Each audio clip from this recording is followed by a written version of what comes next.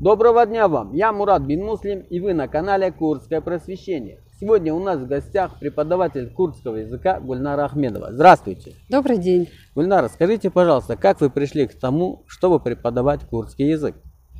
Начну с того, что я внучка первого учителя Керами Али Салиман, который построил первую школу для депортированных курдов.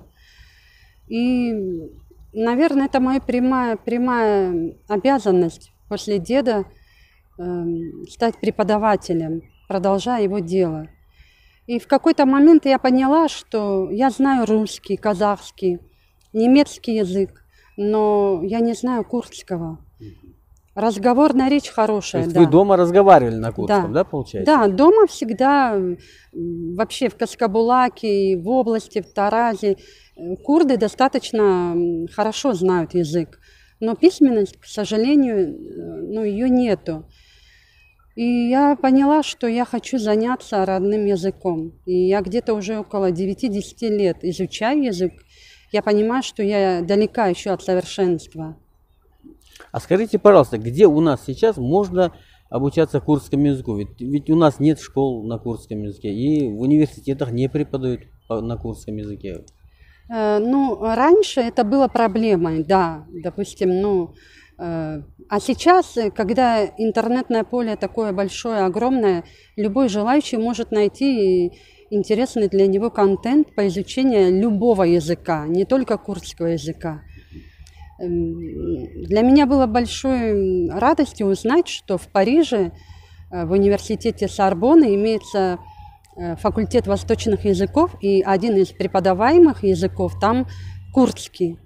Я в прошлом году поступила на этот курс, он мне очень многое дал. Могу сказать, что из 100% того, что я слушала, я была слушателем, у нас уроки проходили по 7-8 часов в день.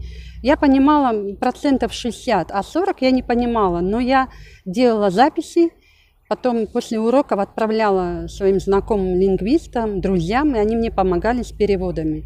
В этом году я снова поступила на этот же курс, и мне намного легче, я уже понимаю. Потому что бытовой язык и литературный преподаваемый язык – это две большие разницы. Скажите, пожалуйста, ваши ученики, они вот как школьники или студенты, или постарше? У меня несколько групп. Могу сказать, один из самых взрослых – это бабушка, ей 72 года. Даже бабушка? Да, она изъявила желание, она говорит, я хочу понимать латиницу, хочу читать на курдском языке. Для нее это большая такая работа над собой, потому что в таком возрасте начать такую работу, да, это очень хорошо. Мне это очень приятно. Я понимаю, что человеческий ресурс, он такой безграничный. Главное иметь желание. Вот захотел, и ты будешь учиться. А какие книги сейчас вы посоветуете именно на первых началах? Для русскоязычных курдов литературы маловато. Для европейских курдов есть, для курдов, проживающих в Турции, есть.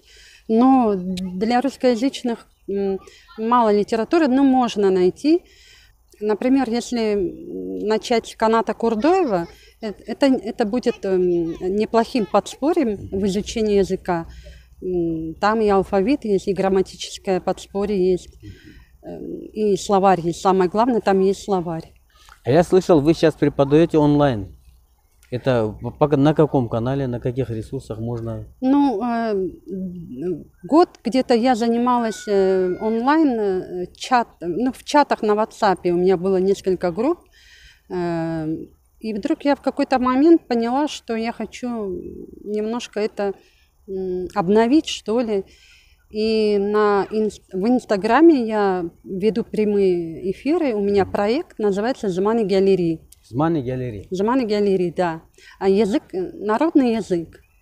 И потихонечку начинаем вести прямые эфиры онлайн для того, чтобы у меня была обратная связь с учениками. То есть ученик может задать вопрос, да, вы отвечаете? Да, это, конечно, не просто для человека, который первый раз таким контентом пользуется, но мне это интересно.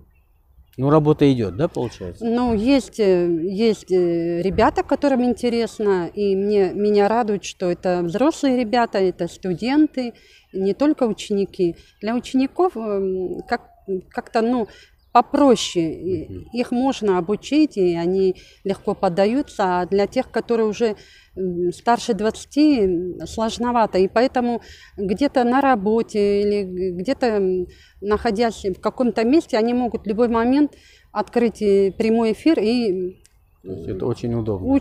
учить, да, это удобно, потому что я сейчас сама также онлайн учусь в Zoom. У нас преподаватель Ибрагим Айдоган. И, кстати, что я хотела еще сказать, что меня еще больше мотивировало за вот этот последний год. У нас 2 преподавателя на этом курсе, они не курды. Один из них это американец Майкл Чайт, а другой Мишель Лейзенберг. Он ведет из Берлина. И однажды Майкл Чайт в прошлом году, когда был на курсе, он даже заплакал. Он говорит, мне очень жаль, что язык, такой богатый язык, такая культура, и у этого народа нет государства. И он очень сожалел об этом. И когда он вел урок, я чувствовала в нем и видела его любовь. Не просто он как преподаватель, а я видела его уважение, любовь к курдскому языку. Да, это очень интересно. Я об этом не знал, честно говоря. Я тоже просветился. Но такие случаи, они тебя мотивируют. Ты думаешь, а почему кто-то знает твой язык, а ты сам не можешь знать? Да, одно дело, мы можем разговаривать, но... Ну, может, тут еще повлиял тот фактор, то, что курдов репрессировали, когда сюда, в Среднюю Азию, в Казахстан попали. Они все-таки, пережив вот эти трудности, это дало удар по языку, я так думаю. Потому что мы тоже вот потомки этих курдов. Вот у нас дома разговаривали, да, но писать мы тоже не могли. Вот как у вас получается. Но сейчас, слава богу, все хорошо, мы начинаем заниматься. Курдская молодежь проявляет интерес, это очень хорошо, очень радует. Вот. Так, еще хотел бы спросить, курдские языки, говорят, они очень разные, есть разные диалекты. Вот что-то насчет этого прокомментируйте. Ну, раньше считалось, что у нас 4 диалекта, а сейчас уже их досчитали до 7, до 8 диалектов. Но это все связано с тем, что идет интеграция народов, да, допустим, казаки, они отождествляются от нас, да, они говорят, что у нас язык кырманчки, мы говорим кырманджи, они говорят кырманджи. И в связи с таким положением, которое происходит, ну, наверное, это тоже нормально. Появляется несколько диалектов и наречий, еще которые добавляются к тем, которые имелись. Например, немцы имеют 16 диалектов. 16 диалектов. И они в школе, у них один стандарт для немецкого языка. То есть в каждом кантоне есть свое наречие. Да, но тем не менее у них имеется стандарт. Тот стандарт, на котором они обучают детей. Как вы думаете, может, курдам тоже нужен такой стандарт? Ну, у нас имеется стандарт Джаладат Али Бадырхана, который алфавит он написал в 1932 году. И он очень упрощенный, он несложный, он доведен до 31 буквы. А когда в Армении создавался курдский алфавит, там он доходил до 40 букв. Там и буквы, и слоги, ну, более усложненные были. Но сейчас с этим намного легче. Сейчас главное, чтобы заинтересовать молодежь, чтобы они повернулись к своему языку. Не только просто дамбаш, рожбаш, слав, а чтобы начали изучать его более углубленно. Гульнара, скажите, пожалуйста, мне самому стало интересно. Вот вы говорили, что ваш дед преподавал, основал школу, да? Вот да. Про него расскажите, это как-никак история получается. Наверное, это где-то после к 40-м годам, скорее всего. Курдов депортировали в 1937 году, а в 1938 году дедушка мой, Карами Али, он принял решение строить школу. Он в 1930 году закончил педагогический техникум в Ереване. Он учился с Канаты Кордо, Аджи Джинди, Амине Авдал, со многими раушанбирами, которые потом в будущем стали известны. И вот когда их депортировали, он и еще Сулейманов Мусай Тамоевич, они были первыми интеллигентами в Каскабулаке, которые работали над школой, которые преподавали, и они знали русский язык. Они написали письмо Сталину. Когда их депортировали, они написали письмо Сталину. Но вот дедушка, в частности, насколько я знаю, написал письмо Сталину, чтобы им разрешили найти самим себе место для поселения. Это был поселок Каскабулак? Да, это Каскабулак. И таким образом, вот это образование, которое имел дедушка, оно, конечно, ему потом помогло.